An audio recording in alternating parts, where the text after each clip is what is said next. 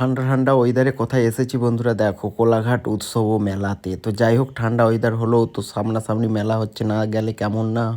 তো যাই হোক চলে এলাম। আসার পরেই দেখছি না এখানে তন্দুরি চা হচ্ছে। তন্দুরি চাটা কীভাবে হচ্ছে সেটা একবার দেখে নাও। আগুনে গরম করে খুঁড়িটাকে চায়ের ক্যানের মধ্যে দেওয়ার পরে যেটা হচ্ছে সেখান থেকেই ফ্লেভার যেটা হচ্ছে সেটাই হচ্ছে তন্দুরি চা। তো যাই হোক, তন্দুরি চাটাও মোটামুটি খেয়ে দেখলাম, খারাপ নয়, মোটামুটি ঠিকই আছে।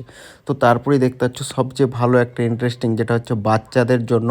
তো বাচ্চাদের জন্য দেখতেই পাচ্ছ এগুলো হচ্ছে গাড়ি।